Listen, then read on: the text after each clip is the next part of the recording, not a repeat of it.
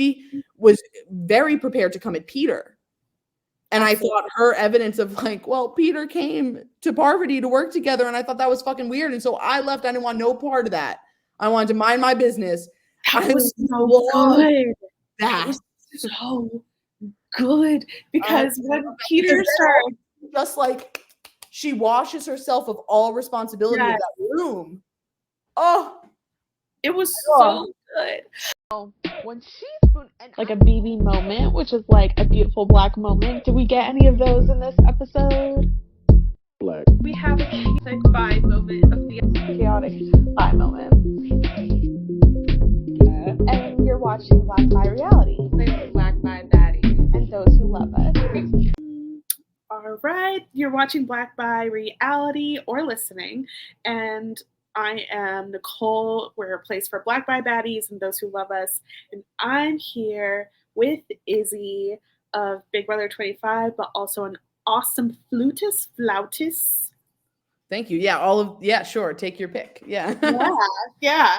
How are you doing? I'm so good. I'm buzzing from just finishing watching the most recent Traitors episode. Look, like I said, I was watching this at work. I have a daytime office job, and I had a pause. I was just like, what? And then that round table was really getting me. Listen, don't come for Phaedra Parks at a round table. Stop that. Why would you do that anymore? Like, why would you ever come for her anymore? You know? I don't know. Anyway, I don't know. She's doing it, but we got to start at the very beginning, right? Absolutely. So at the beginning, I was hoping for Dungeon Daddy too. My dreams of Dungeon Daddy have been squashed. So damn. Anyway, that's for later. That's at the end. Yes. We have our breakfast. So at this point, we have Parvati, we have Phaedra as our traitors. Mm-hmm. We had a murder. It's been a second. We had a little pause.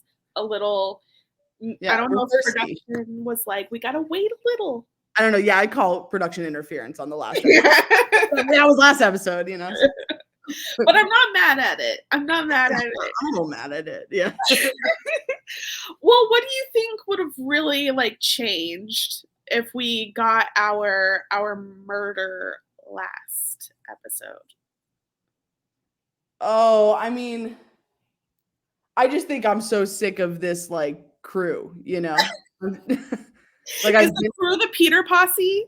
Yeah, I refuse to call them that. I just like can't get on board. As much as I think like, of course, I want the boys to listen to Trishelle. I think, they're like, nah, that being like this in the beginning a little bit because they don't want to listen to Trishelle. I don't care. I like want Trishelle out. I want like. Yes.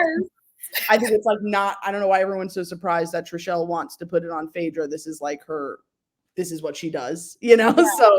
So, anyway, yeah, I'm sick of that. So yeah, I was just hoping to speed that along, I feel you. Yeah, instead we got another murder. People are filing in. People are guessing. I think Trishelle was a guess. Yeah, they were coming down to like Bergie and Trishelle. They were thinking it was going to be between because they're the only two of Peter's posse that was left, basically, or that was eligible to be murdered, I guess is the right. Everyone's also getting really sick of Peter. Phaedra, don't be a Sherlock dick, okay? Yes. Well, I mean, he's cocky. Mm-hmm. Oh. He was so smug in Parvati's face. He was so like, I mean, what's interesting is like, I think like, sort of like the Achilles heel of this season is ego in like a variety of ways, and like in coming in, I mean, there's like a certain peacocking that, no pun intended, but like there's peacocking that like has to do with coming in with like everybody already kind of knowing each other in just some way, or like be visible people, like whatever, like returners, there's a certain, like people want to show up and be seen, but that you can't be like that in these games, so it's like bitten people in the ass, and so I think Peter's like feeling the heat of like why these games are so exciting, and like letting it get to his I don't know, maybe both heads. I don't know. He's like maybe maybe letting it, like get to him. And yeah, it's not looking good. And I'm happy that, spoiler at the end, maybe the tide's turning on Peter, but absolutely. Yeah, ego. It's like a mess.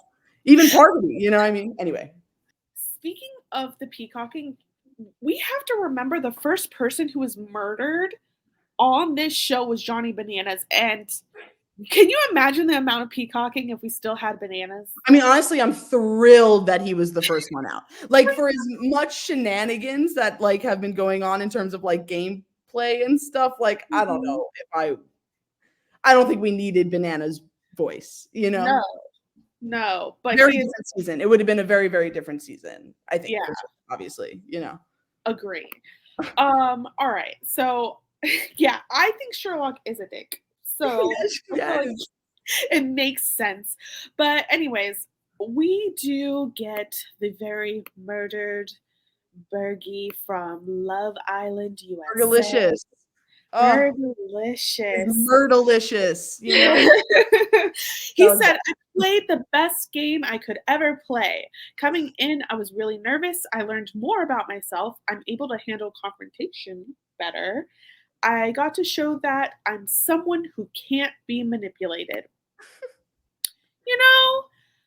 I think he's almost there. I think he needs that confidence to get there. I mean, what's interesting is like, I don't think people would phrase it this way, but like Peter has been manipulating his whole posse. Like Burgerlicious has been manipulated by Peter this whole time. So I don't know if like, but like bro sees bro. And so like, I don't know if like they would view their relationship that way, but like Sweet Burgerlicious, I think he brought a lot to this season and he held his own at some roundtables where he was making fair points, Absolutely.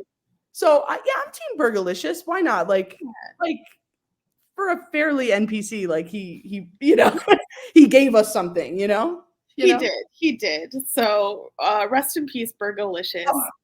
So of course, Trishelle is back. She has things to say. What a great screen grab.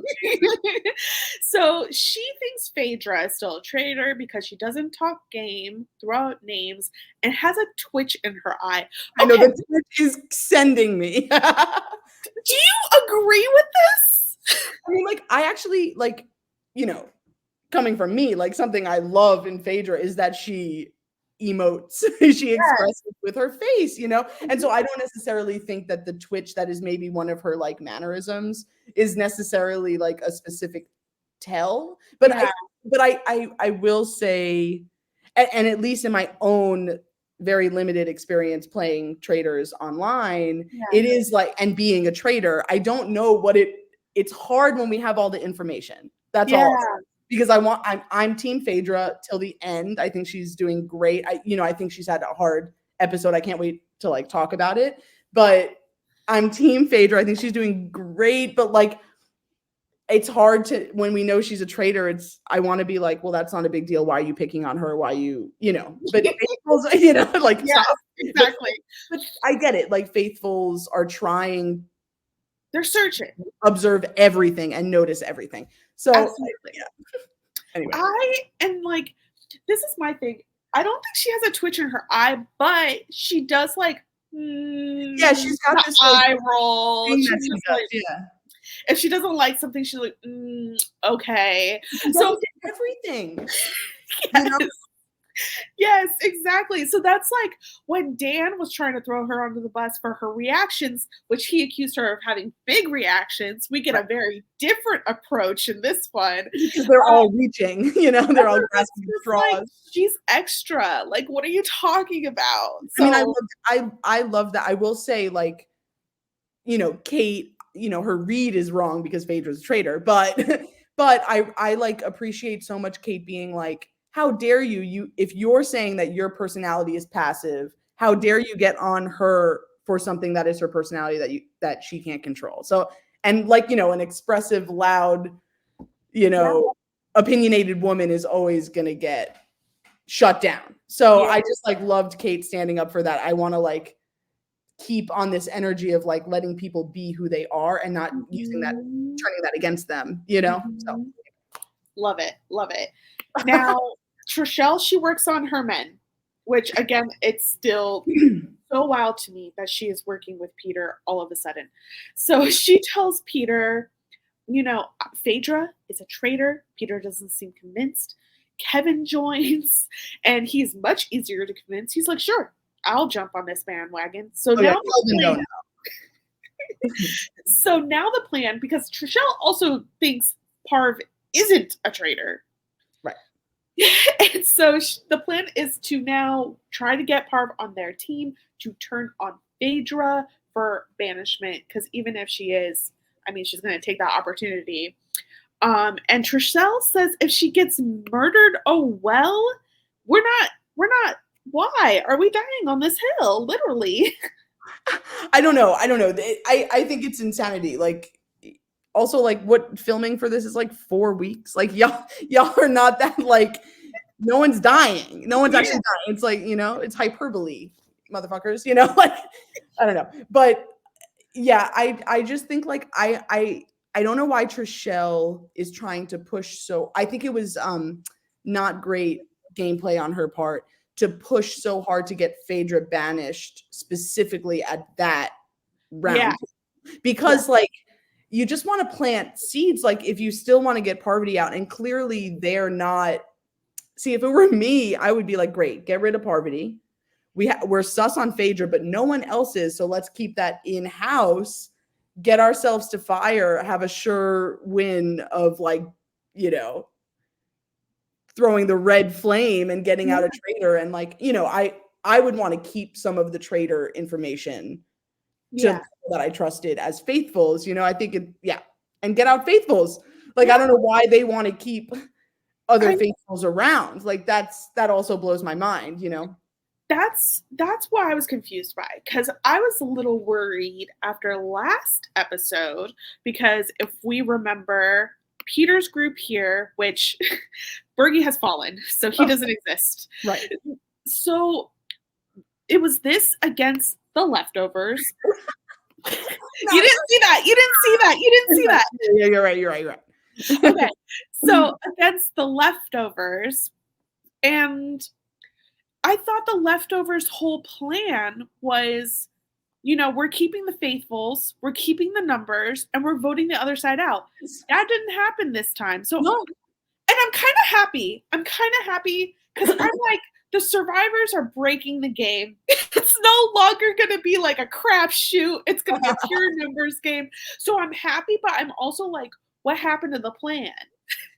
Well, it's like interesting because we heard nothing from Sandra this episode. Like, I know, like, only a confessional being like, haha, my, vendetta is gone or whatever. And like, but that was it. Like, no continuation of her strategic talk with her squad. And so I don't know if, like, maybe the reality of the situation was that, the leftovers weren't really, like, totally jumping on board, or like that there was something sus about it, and Sandra, being the way that she plays, wasn't going to push it, like, she's not someone that pushes things, Yeah.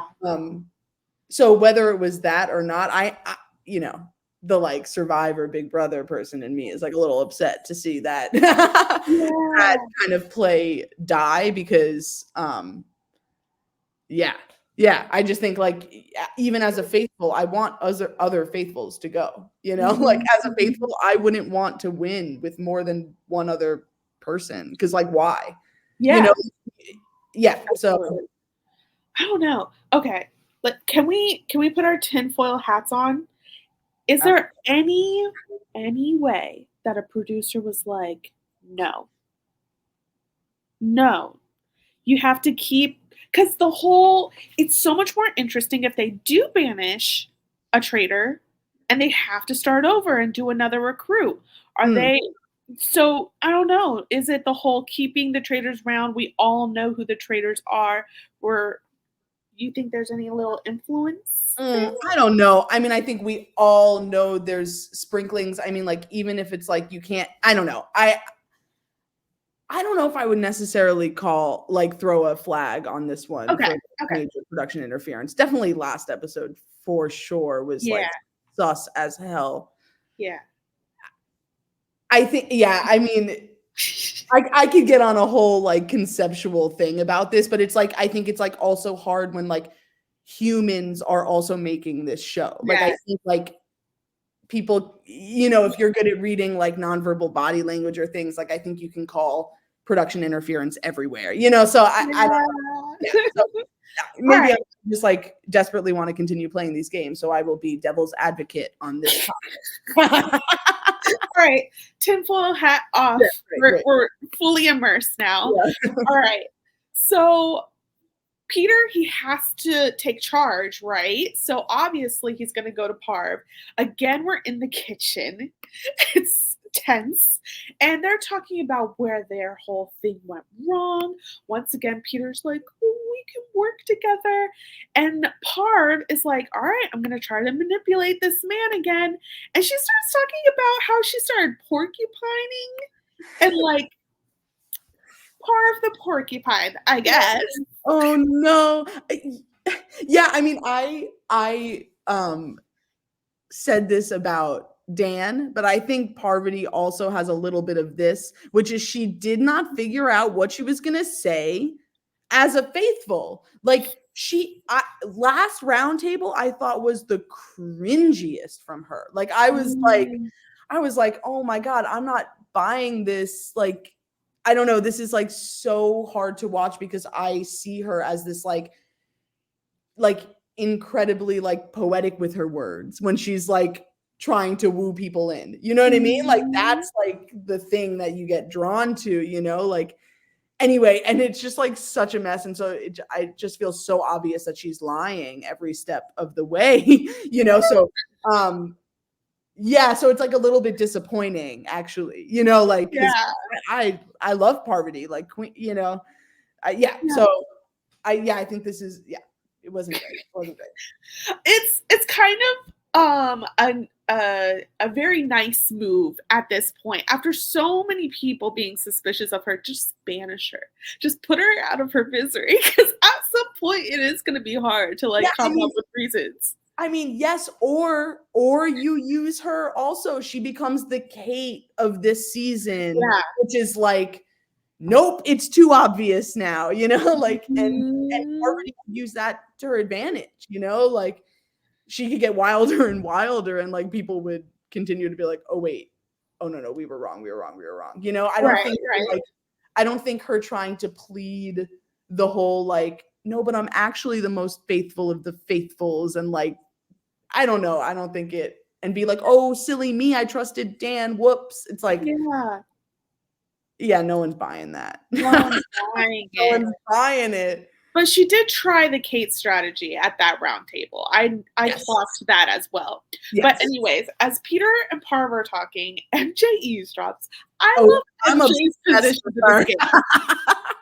She could ride this to the end, baby. I'm loving. If I was Sandra, I would fucking scoop up MJ like a little baby and like throw her over my shoulder and be like, "Girl, we're winning this. So just keep creeping, because the creeping is incredible. It's art, honestly." Yes, it is. It's much better than the awkward back. I was here for that too. That was so wild. Yeah. So wild. She has no idea where she is. Like, when are they sneaking into the castle? I want some of that. Like, yes. So yeah, MJ is basically telling the leftovers about this interaction. Kate has a theory that Parv is a yoga teacher, and that's dangerous because they can convince you to stay in hell, aka hot yoga.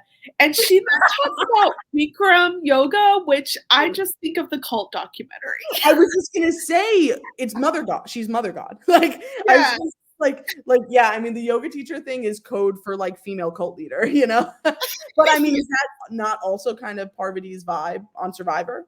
Absolutely. She's absolutely female cult leader. I will join the cult. I'm a part of the cult. But that's definitely the vibe. Yeah, that's for sure. The cult is all women, so therefore, yes. Oh my God, women of all kinds, yes. All right. So after this, let's see. Peter, on the other hand, he did this on his season of The Bachelor, which is so interesting because I also think that his journey on the show is similar to The Bachelor. Absolutely. I don't know. Did you watch him on there?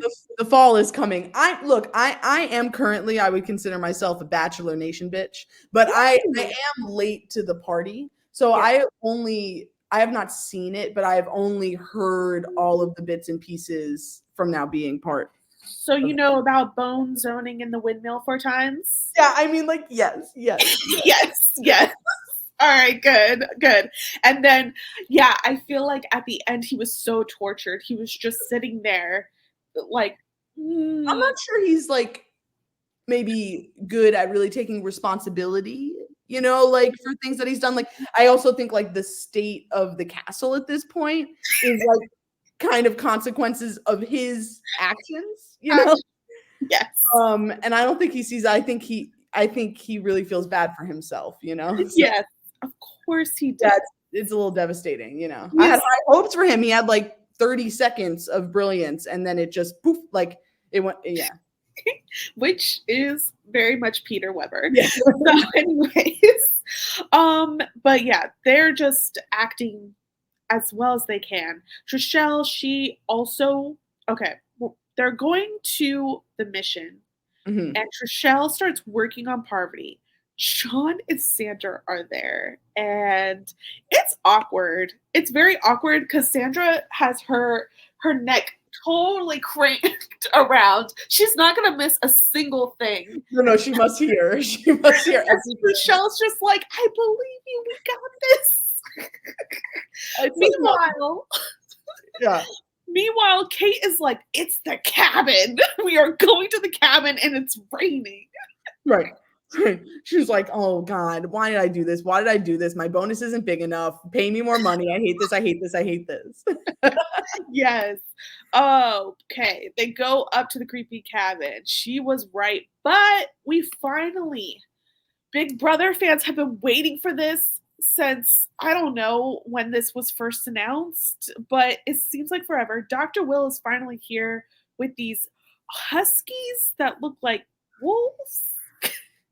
I honestly don't understand why this was part of the Traitors. Is that like, does that make me like a horrible? No. Like I don't really get it. Like, why? And also my favorite part about it was that like basically no one there knew who Dr. Will was. Like, because like I just like I don't really.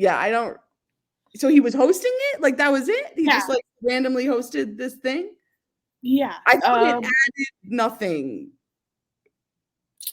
I mean, it got Big Brother people, I guess, to kind of care more. Honestly, it's the craziest flop that none of the Big Brother players have made obsessed. I'm obsessed with it. I wish like maybe I should bite my tongue, but I feel like the Survivor community like uplifts like a lot of people that have played Survivor, like in a variety of ways. And I don't feel that from the Big Brother community. And so like I'm like a little, I don't know. I'm sick of hearing from Dr. Will, Yeah. So I also like think he should get transitioned out at the final episode on Big Brother, like get a new voice in there, maybe like a different perspective, maybe like from a different type of player. I don't know. Yeah. So yeah. Wow. Yeah. I'm gonna get blacklisted from Twitter, but yeah, I think so Will is like Big Brother 2. I think I watched it and it really didn't stick. Like he hasn't stuck with me. So I feel you on that. But this is just, I think, a lesson for all of us professionally is that get in with whoever makes decisions. Because if you're in there, you're golden. Yeah. Yep. All right. So, he opens the door. He's like, oh, I've been renting this place. Come inside. Everyone's like, okay, this place is cute. I'm not seeing any bugs. I'm not seeing anything that is too crazy. He slams the door shut and he's like, try to escape. Yeah, like the fucking Shining, like, Yes. And freaking all of them are like, it's an escape room. Okay. Also, pause. Like, I didn't know Trishelle won Fear Factor. Why is that so fitting? Of course, bitch ate bugs. Like what? I was I gotta dig that up. I gotta see what she had to. I gotta see that. It's wild. It's wild when she said that because I'm like, what? Like, also, you got your win. Okay, bye. Bye. Yeah, very wild. So yeah, they have to look around for clues. Now they have the opportunity to add $20,000 of gold.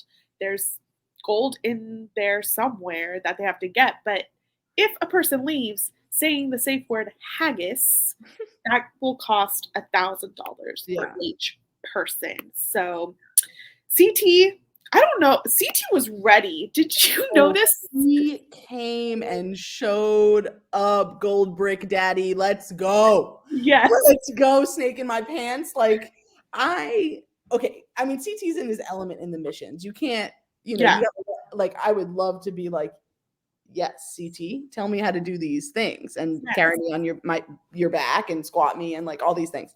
But it's like funny. I would be terrible because ultimately, like, that whatever the last mission is, it's just going to be however much money to get them back up to $250,000. Yes. Like they ain't really losing $1,000 a person. No, you know what I mean. So to me, it's like I don't really give a shit. Like if you don't want bugs in your hair, like I get that. I don't want bugs in my hair either. Like, should we quit? Like, so. Yes, I see the missions more of a way to laugh at these reality stars. I mean, for our benefit, yes. But in terms of the game, it's like, should you care? But you also like know that you don't need to care. I think there should be an element. I think the game should be changed slightly, maybe, where there's an element like the mole, where like the traitors have to do something. Like you're responsible this mission for you not to get $1,000 or something like, and so figuring out a way to do that, I don't know. Of the murder in plain sight with the goblet, honestly, like that was a great device. Loved that. Yeah. Loved that. Because I think like more I think it's like, well, not I thought this after last season that it's like, oh shit, it's like fucking easy, not easy.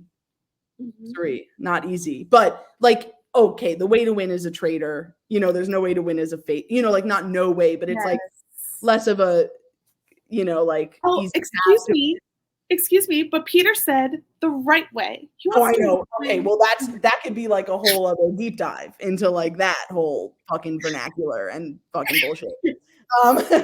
But yeah, I like them changing the game to add little bits of more luck or chance in terms of who gets advantages like shields or who gets murdered, because I think that just like evens the playing field between the faithfuls and the traitors in some way, which I think just makes the game more interesting and complex, Anyway, that's enough of that. Yeah. Yes. So CT, he uncovers, he already has like his hoodie up, like covering everything because he's ready. He knows something's coming at them. He knows.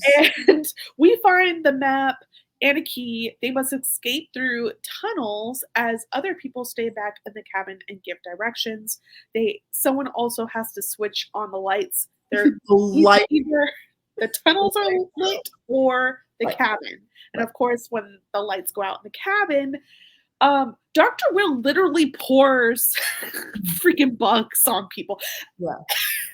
Yeah, it's a mess. It's disgusting. It's horrible. It's horrible. I think he does it to Trishelle though. I mean, she should get all the bugs. All the bugs. She wants Fear Factor. Take the bugs. Anyway. Take that L.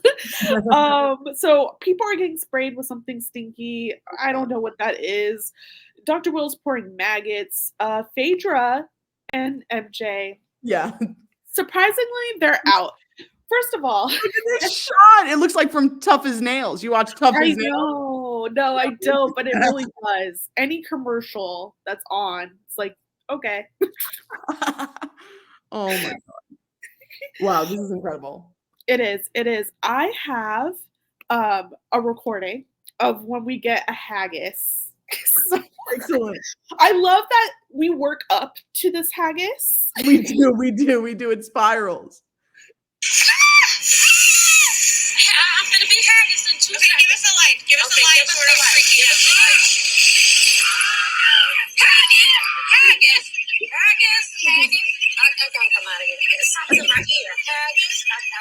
Haggis. It's not my ear. I don't see anything closer to it though. She summoned my cat. The cat is upset. The cat is like, damn, Haggis, bitch, Haggis. Haggis, enough is enough. I love that she said, there's something in my ear once, but it's played twice. The editors. How many times? It's clearly the same clip. They don't care. Yes. It's no surprise that a few people go out. So Sheray's, she actually stayed long. Sheray's actually a good comp beast. I mean, yeah, Sheree was in there. She did, yeah. She did good last time too. Yeah, she has always been like a fit girl, so not surprising. But MJ was first, then Phaedra, then our girl Kate. Yeah, she doesn't give a fuck. No, she doesn't give a fuck, and yes, she tried. Yeah. So, yeah. So that means $4,000 down the drain right there. But that's okay. Everyone else gets out. CT. Okay, so a big thing is that CT and Trishelle are working together. I guess CT feels guilty. Well, I know it's like so hard because like I mean I think Trishelle was being like a whiny baby last time, not wanting that. Like I thought that was like absurd and like have some thought for like what's going on, have some perspective on the game, you know? And like, but I get that CT wants to pay some favor to her. Like I get that from him. I'm not like pleased about it, but I understand why he did that, you know? Again, CT's playing the middle game because he's really good with Phaedra. He's also really good with Trishelle. And even when he gets to that round table later, he's like, I really don't know. I really don't. I'm like, my heart was pounding. Like Yeah. Yes. So we'll get there. I could get ahead. Yeah. So in the end, everyone, you did great, sweetie. You did great. Now it's the weirdest part of every episode. It's that part right before a banishment ceremony. It's like last call. People are scrambling. For once, I think Phaedra realizes that she's on the outs. Oh yeah, that was I was like, ooh, that's scary. I mean, like the pork belly yummy. Like that's brilliant. Like I want that on a t-shirt somewhere, you know? But then the like, where is everybody? And then she just kept being like, where are all these people? Like look around, it's like, oh my God, no, Phaedra, go to a room, go somewhere. She was trying. Yeah, I was like so nervous for her, but I like was thinking to myself as she was processing that she was like the one left out. I was wondering like, oh man, because then they aired like a confessional where she was like, but I don't think my name is being brought up. So of course, like you don't know when she said that or whatever. Yes. Part of me was just like, oh man, like I hope she's like translating her instincts for reading the room into like, oh, it must mean it's my name. You know, just like we haven't seen her have to like show that kind of strategic understanding in the moment, you know? So I wonder, I of course give her the credit that she knew, but I was worried that like, oh man, is she not picking up on that? Yeah, but she clearly was prepared for that round table. I mean, I think like the points that she brought up don't come from Phaedra Parks at a round table. Wow. I mean, so she knows she's in a little bit of trouble because when Parvati was getting like really the hard time at the round table, afterwards when they were in the turret, she said, I just entered the hospital. You might be dead tomorrow. So like she knows she has some trouble, but she has some life to her, you know? And so Phaedra, she eventually finds everyone, which, let's see, who were in that and then room? Kate like left like no, Trishelle left like immediately. Yeah. Trishelle or Kate? No tact with that one. Oh, you know what? We can't skip that Parv is talking to John. With John? So, or she's trying to? Yes. So Trishelle, oh, by the way, she got the shield. Alan asked if anyone wants to confirm it. We all learned this lesson. No. So Parv, after this, she's pulling John aside and she just starts to cry, and she says, she masks her emotions as a response to people not trusting her. John applauds her character and guts, and Parv says she would never chop off his head. It's like so performative.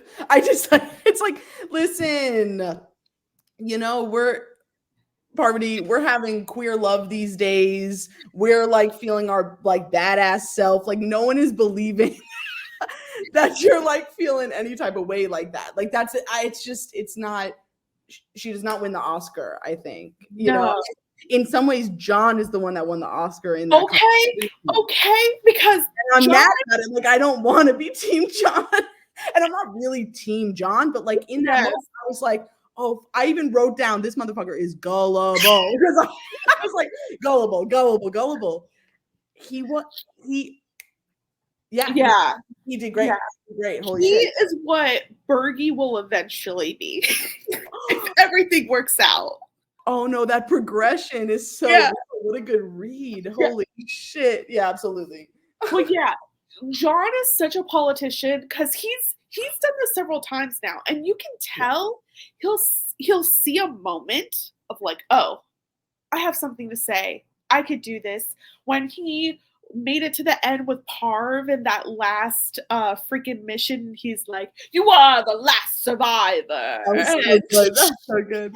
And when he like put another like knife into Dan, he says something. Oh right, what was his line he had? Who knows? But he be trying to pull him out, and I'm like, I know most Izzy, you've been on one show, but I think if you go on to more, you can see some of these reality stars. They know how to get into the rhythm of things and what they need to give. John is you just get a smirk after he does it. He's like very self-satisfied, and it's crazy. Yeah, he knows he did it. I mean, it's like he's good at creating a narrative. Yes. Out of everything, and people can buy into a story. Yes. So like when it's like things are going off the rails, he's like, once upon a time, there was a murderous mistress bitch. I don't know what he said. He's like, like he'll just, I think he's kind of great on this show. I think he's kind of great. He is. It's so weird. It's so weird. All right. So Phaedra, she's looking around for people. So it's Kate, Trishelle, John, and CT. They're talking. And Kate tells Trishelle, I'm going on Parv. We've been saying Parv this whole entire time. Trishelle is like, what about Phaedra? I think it's Phaedra. Kevin and Sandra then join them. And, they're all talking. But then this is when Phaedra finds them, sits down right between Trishelle and John awkwardly. She got her little skirt on. She's like, oh, excuse me. Oh my god, I know, and like barely a butt cheek on the couch, and everyone's already leaving. I know. She's like levitating over the couch, like. Yes. But that's what you're supposed to do, not what Peter has been doing. Can you just give us a second?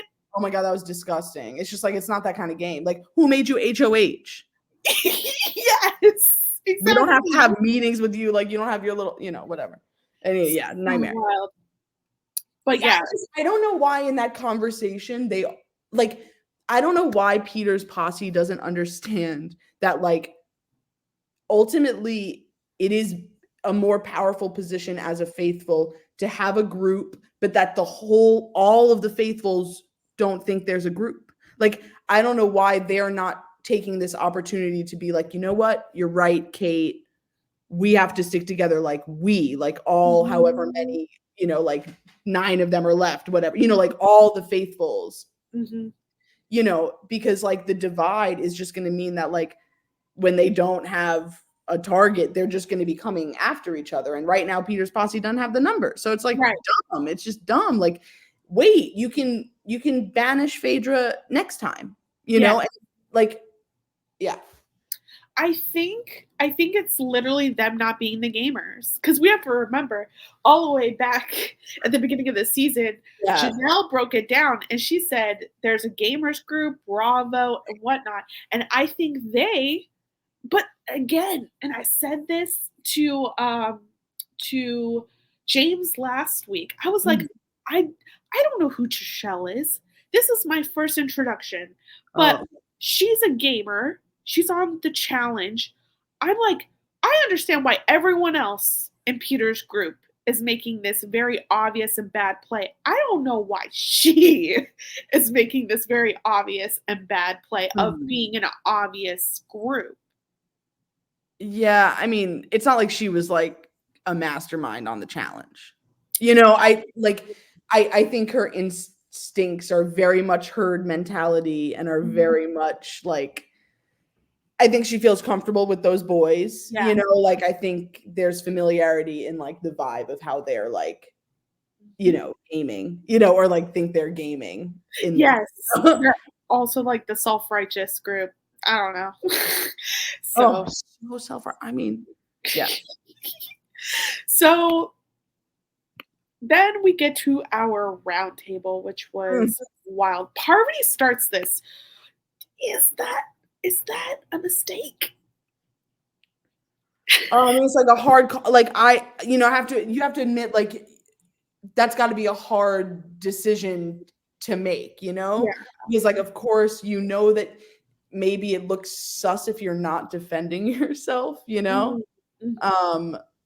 But I also think like it has been consistent on this season that people talk themselves into holes, you know, like people. So in some ways, like, you know, hindsight is, but I would have been curious to see, I think she probably still would have gotten banished, but I would have curious to see how that roundtable went if she hadn't started off the bat, if she let someone come at her, or if like maybe Trishelle tried to, okay, well, I'm going to get it on Phaedra immediately, you know, who knows? I think it would have been a very different roundtable for sure. It would have been. She admits that she's made bad decisions, like trusting Dan, and she has a habit of clamming up into a shell when she feels attacked. Trishelle is like, yeah, so Parvati's quiet, but that's not enough to be a traitor. It's like, but that's what they remember what we did. Thank you. That was like the whole Dan concept, was that he wasn't participating, you know? I know. I was like furious at the hypocrisy. Listen, Hypocrisy Hill, the zip code. She's very crowded. The rents are very high. Like people are not trying to get in. Wild. Yeah. So and I'm like upset that like Parvati didn't like say like that people didn't like say that. I mean, maybe they just didn't want to edit it and make Dan look even worse, you know, like on another episode. But like, you know, I don't know how that wasn't a valid point, you know? I mean, Kate, the last when she was defending Phaedra against Dan, brought up points like, well, but you said this about this person. You said that was so they've already also delicious was problematic to you. Yeah, brilliant. I'm getting that tattooed, you know. So good. Yeah. Trishelle acts like she did all this research because I think she even mentions multiple times her notebook. Oh no! Stop talking about your notes. Stop. No one cares about your notes. You know? No one cares. She's like, I have so much, and she's like, first of all, your non-reactions at breakfast. This is like such a big pet peeve of mine. Also, like, stop mentioning your notes. Like, stop mentioning the thing and actually start talking about content because you haven't. Great. So what are on your notes? What is this like infinite list of like things against Phaedra? You know, like, and because I don't think like the Twitch is like enough. Like she said that she just had like pages and pages of notes, you know. If Kevin's agreeing with you, listen. Reassess. Also Kelvin, until he says Parvati's name right, I'm calling him Kelvin. Okay. I have noticed. I think people started. Yeah. I think people noticed that Phaedra was saying Parvati, and it kind of like made sense because they were not cool at the time. So it was like after Parvati was obviously trying to throw her in the bus, she's like, well, Parvati. Yeah, okay. Oh, it's funny because like when Phaedra says it, I hear Parvati. She absolutely was doing it when she was upset, and now Kevin does it all the time. Oh my god. Yeah, I'm over it. So still, Trishelle's like, breakfast, you don't react. And it's like, is that why we're getting constant cuts of her asking for food? Right. But also it's like wild because like, does MJ's face ever change? Like she's not reacting either. You know what I mean? Like there are a ton of people. Kate, she doesn't react. You know what I mean? Like they're just like, I mean, it's hard because I'm defending her because I want her to stay, but like, it's like frustrating because they are right. They are right that she's a traitor. But I just think the way they're going about trying to get people bought in is good enough. Yeah. It's like, and I think it feels like targeted instead of detective. And that's the part that like, I think the smart people sitting at that table are like always going to question, you know, like, absolutely. And so Phaedra is a lawyer and she's great at this because she doesn't like go quick to defend herself. She's like, that's it. Like she makes Trishelle defend her own points. Oh yeah, I'm not frantic like you. Exactly. I mean, yeah. Yes. And Trishelle was like, well, I'm building up. And she's like, all right, get to it then. She's like, you're all ears. Her biggest thing, which is honestly the most damning, is that Dan did his best to offer up Phaedra on a silver platter to save himself. And she's like, Dan's a good player. And, you know, that's what he was planning to do. I love that Kate is like, I mean, he sucked us this game. He's not here anymore. I know. I mean, it's like, it's interesting because like based on the evidence that people at that round table have, that is the truth. Like that's the truth, is that Dan kind of looks like a buffoon, you know? And like, yeah, so it's like once again this like complicated double-edged thing. But fuck it, maybe it's like just like I'm watching this rooting for a traitor. So yeah, fuck yeah. Like you know, I mean, yeah, because it's just hard because Kate's wrong, but she's also defending Phaedra in the right way. So maybe we have to like, actually maybe the way we talk about it needs to be different. Like it's like it's like right that Kate wants to have an ally in Phaedra, right? It's like correct. It will further both a traitor and a faithful's game. Look at Andy and Cirie. Like Andy would not have made it to that final fire if it wasn't for their relationship with Cirie. Like undoubtedly, you know, and so like I think that maybe is the biggest takeaway for like further seasons about like good gameplay, is that like a traitor really should find, you know, their faithful number one. Absolutely. It's beneficial. It's mutually beneficial, you know. I mean, now Phaedra is potentially going to ruin that, but maybe in a good way by making Kate a traitor. But I mean, I don't think she's going to ruin it. I think I'm excited. It's good, but I'm nervous about it. She still has CT. She actually has a lot of people. Like that's like, oh yeah, well, we can get to it. Let's get to it. Yeah. So but you know what? When Trishelle brought up the Dan thing, I did think Phaedra should have been working on a story of why Dan did go for her. I agree, because it is truly, I think because it's the only actual piece of evidence she has, it is the most compelling bit of evidence that she should keep reminding people. I mean, she should keep talking about that. Like, you know, at least, because because it's, I think she's right. I think he should have picked Parvati, and we can have our opinions as to why he didn't do that, especially if you heard him say that Phaedra like hummed at him or something, was trying to be like, I'm going to be with you. I'm going to be with you before the round table. Anyway. Yeah. I think that, it's like, it sucks because if she comes up with a story now, it's almost been too long. It's almost like Cody in season 1, it would automatically tank. But if only she prepared real quick of like, oh yeah, me and Dan had like a thing. And but yeah, it's like, I think it's because like up until that moment, hearing it from Trishelle in the way that she laid out, like I don't think Phaedra like was thinking that kind of strategy, you know, like that. I just like, I want her to play another game because I think then she will. Then she, like, all of her instincts and all of these things she's learned, she will apply to another game, you know. But I think like that's just like the missing piece. That's just so it's like, yeah. I think that's why she didn't have anything better prepared, because she was very prepared to come at Peter. And I thought her evidence of like, well, Peter came to Parvati to work together, and I thought that was fucking weird. And so I left. I didn't want no part of that. I wanted to mind my business. That was so good. That was so good. Because when Peter started, just like she washes herself of all responsibility of that room. Oh, it was so good. I was like, oh, it's so beautiful. I could cry.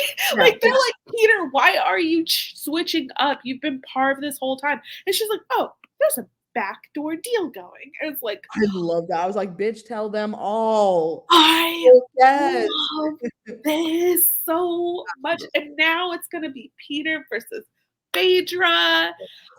I can't wait. But yeah, so him. Phaedra, she squashes the whole Dan situation. Kevin brings up he brings up the eye twitching, but now John, this is when the John's like, stop that, stop. John's like, stop. Exactly. I got something to say. Yeah. And John, when he's working up, you're like, here we go. Parv's work on him. And then he says, Parv is a duchess of deception and a mistress of murder. Trishelle and Parv looked shocked, gagged to the utmost. Heads rolled.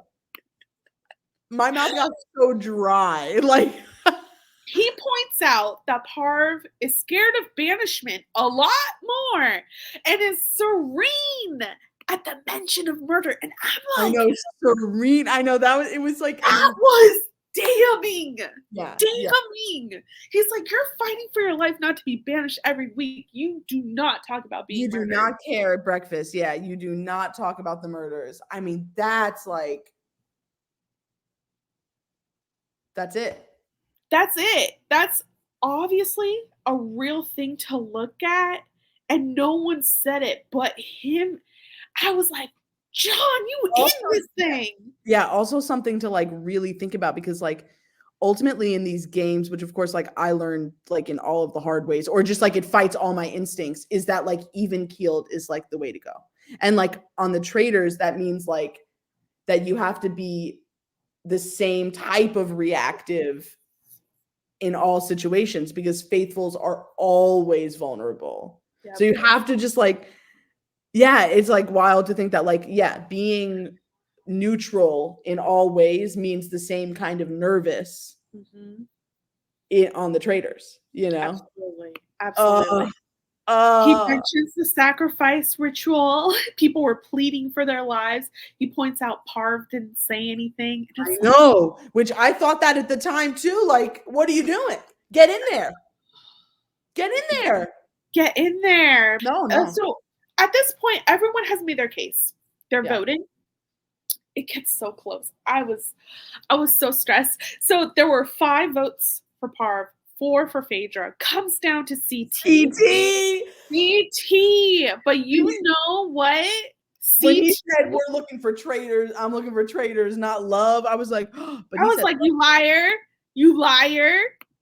Because guess what? Dad, get you someone that looks at Phaedra the way CT looks at her. I love it. Because my thing is, this feels grown. This feels grown and sexy, and I love everything about it. Yeah. And he keeps his girl. Phaedra. Oh, He's of like, course. be She lit mad his about it. torch, baby. She lit his torch. She lit his torch. And why would you get rid of someone after they lit your torch? Also, can we just say, she showed up in this suit and tie with the beret. This look is fire. This is a fire fit. It's so good. The freaking schoolgirl skirt. I'm like, Phaedra, stop. I love it. I know. Listen, I know. It's hard. It's hard. She looked good. So that means Parv gets up and she has her speech and she's just like, you know what? But I'm not. And she's like, of course, she's a traitor. Everyone's like, good job. Yeah. Good job, Parv. Yeah. Don't trip on your robe down outdoor, Yes. Now, what's so interesting, and I think is a good move, is that Phaedra starts working her waterworks. She's crying. And Sandra is right there. You notice? Yes. The queen is comforting immediately. Like, she kisses her. She kisses her. I love it. I'm obsessed. She said, "Do not kill me tonight." Mwah. Yeah. Yeah. She was like Phaedra because Phaedra was the first to comfort in the first half of the season. She was like, "Oh, come here," They were so mean to you. Yeah, I hate them. Oh my god! Did you try the pork belly? Still yes. So now Phaedra is alone. She's scared. But she's happy that she also has people in her corner. Like she has almost her whole Bravo crew. Yeah. She's doing fine. Meanwhile, Kevin and MJ talk. These two. It's like it didn't even look like MJ was like processing anything he was saying to her. No.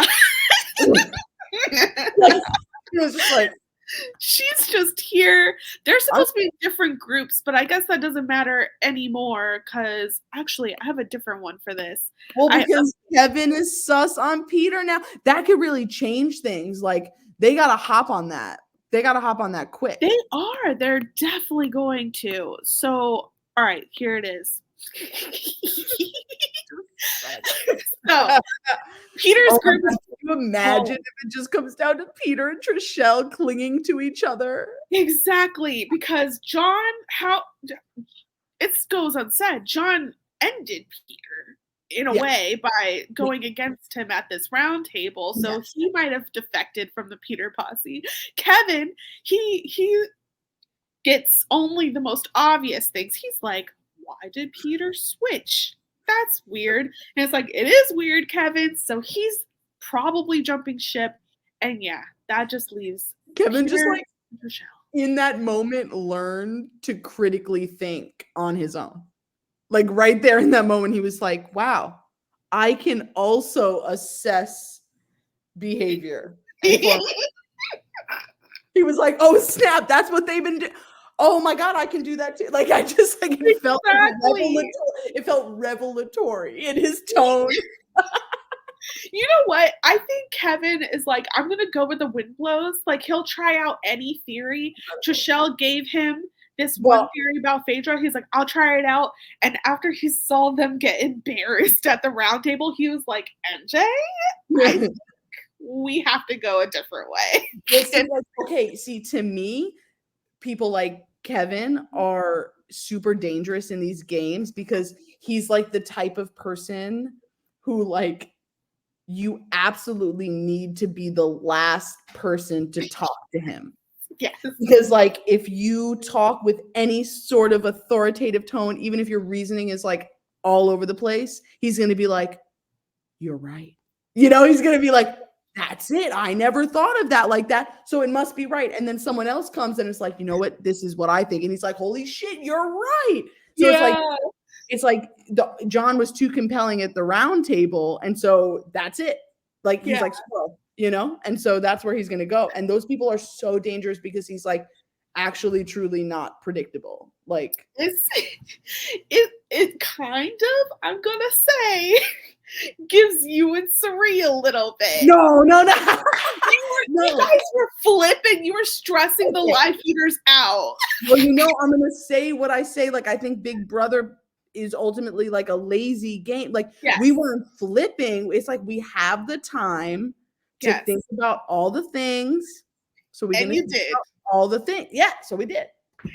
Kevin, he's the opposite in that he's not coming up with the thoughts, but he'll consider them. Yeah. And that's what you guys were doing. You guys were coming up with scenarios. Touché. And more scenarios.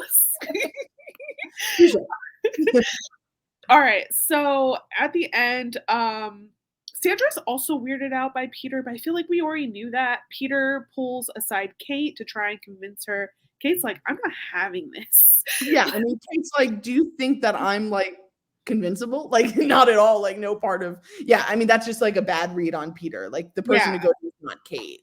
Yeah. And I don't know what the age difference is between Kate and Peter, but Peter still feels very much like a child in comparison to Kate. She's like, child, get away from me.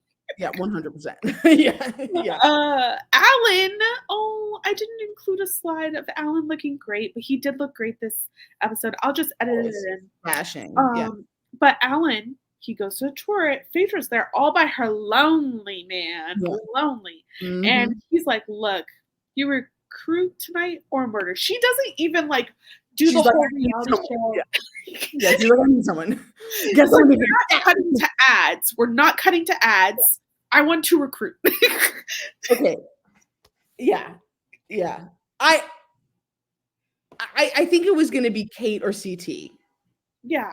Like, in some ways, I think CT, I don't know. I think for the reason she chose Kate is not going to provide that necessarily. Like, I think she was saying, like, she wants, like, a game bot. You know, she wants, like, another strategic person, right? Like, the way, at least that's how I interpret it, with her being like, she understands this game. She's going to know the moves that we should make or whatever. Yeah. But, like, I actually think, like, CT's going to be that person. And I think it's dangerous already having someone fighting really hard for you not being a traitor. Like, I don't know. I think that could be hard in some ways, visibly. I mean, like, I think that's like, those are my concerns. Yes. I also think that I can see a world where this was a fantastic move for her.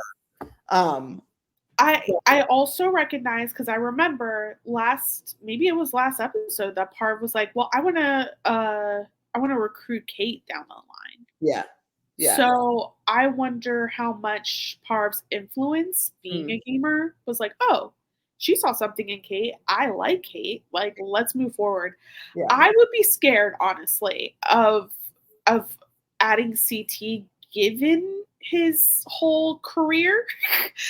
But it's just like, he hasn't had any heat on him. Yeah. And that's also dangerous. No, yeah. I mean, I guess, yes. Yeah, I mean, yes, absolutely. Yeah. Absolutely. I think you're right. I mean, the fact that Kate came in late also makes it seem like, oh, maybe she wouldn't be a traitor, you know, like that she could hide kind of thing. Like, I think there are lots of pluses to Kate being a traitor. Absolutely.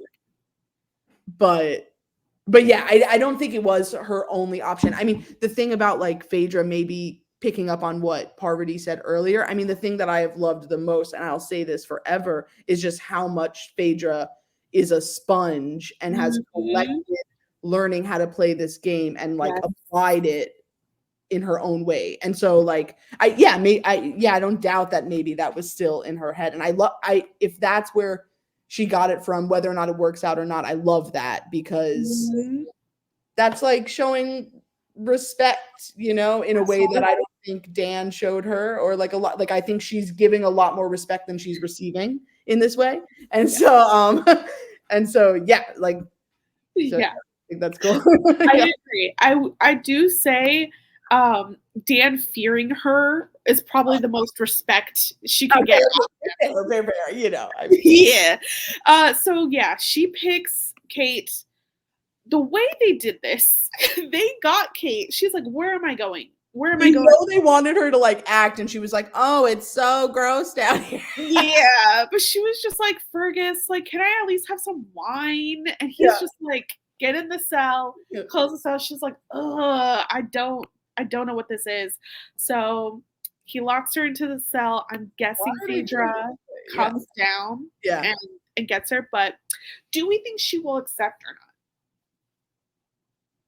I think so. What does she have to lose to not accept? She's accepting. She's not Peter.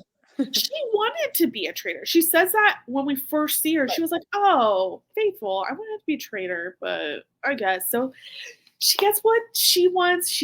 We get what we want. I think this is going to be so interesting. I'm stoked about it. I mean, she doesn't have to change anything about her behavior. Like, if she just does everything the same, she will be totally undetectable. It is hard, though, because it's very hard for humans to not change. Oh, of course. I mean, I think this will be the tell for how like cold she is in a good way. Like, I mean, that is a compliment, you know, like as like impenetrable as she is. Like, yes, I'm excited.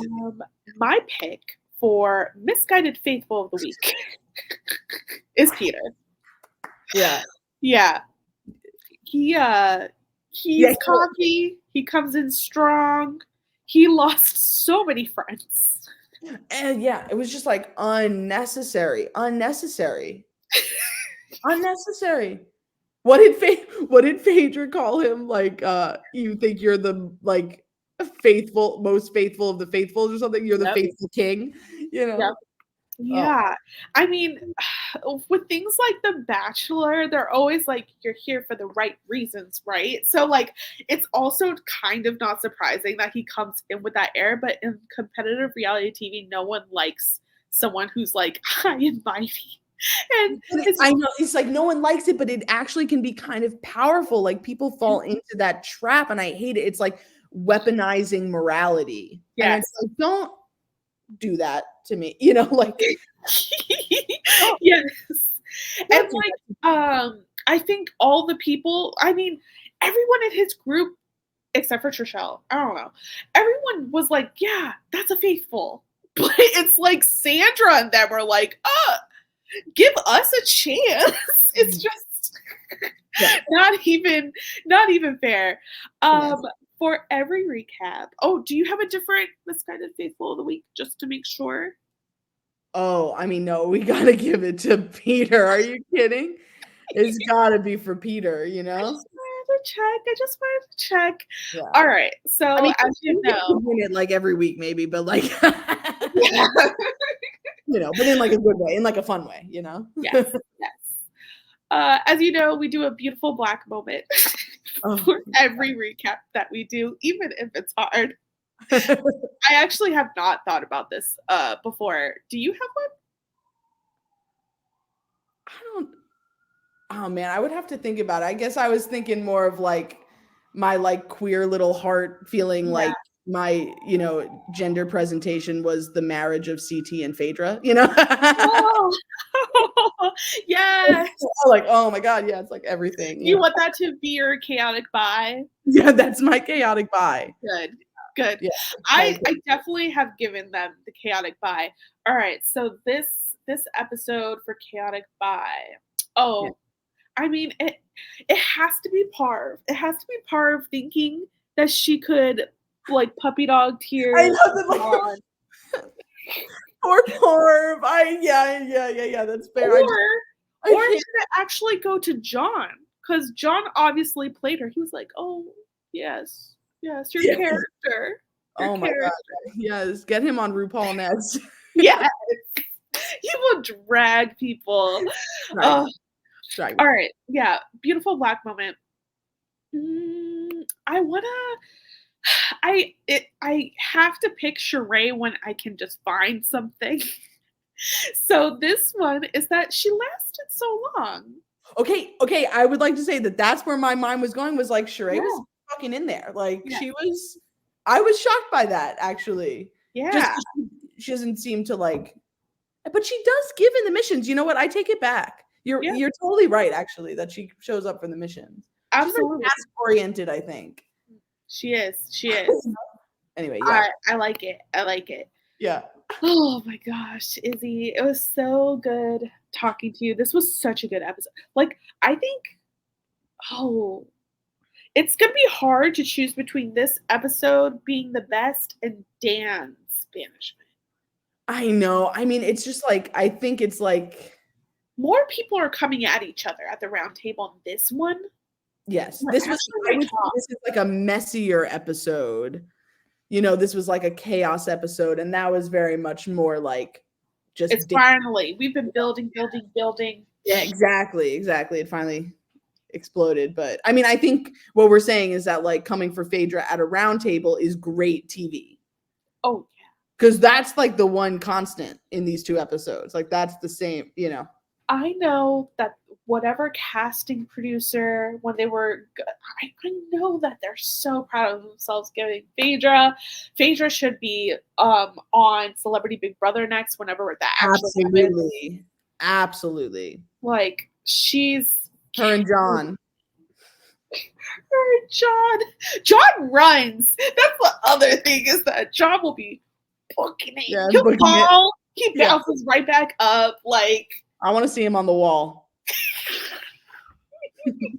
Yeah, what would John's strategy be on the wall? John would win the wall comp. Yes, please. And not all of that, like, throwing water and stuff last season. It only lasted 5 seconds. None of that. Just a true wall comp for John. True wall comp. Yeah, justice for the wall comp. Yeah. Where do you want people to follow you and all that stuff? Okay, well, at Flute Dyke on Twitter. Okay, get at me on Twitter. I don't say much, but I'm always watching. Always watching. That's like kind of like the best. Yeah. And if you guys enjoyed Izzy, first of all, you should watch all the other interviews. I have 2 interviews with Izzy about Big Brother, and then I have a recap of Big Brother Reindeer Games if you never watched that. So absolutely. And coming up, Izzy's going to visit us again for couple to thruple. We got eclectic taste, okay, people? We're thrupling. We're thrupling up with my other co-host, Quita Tinsley. It's nice and poly because all of us have other partners. So it's a one night only couple and then we disperse. We love to see it. Yes. So if you guys haven't, please follow Black by Reality across the socials. We have more interviews. I actually talked to Brittany Babe and Sean Will. I saw. Of Couple to Throuble. So so please watch that. It's 37 minutes. I'm so excited for people to watch it. But yeah, that's it. Bye.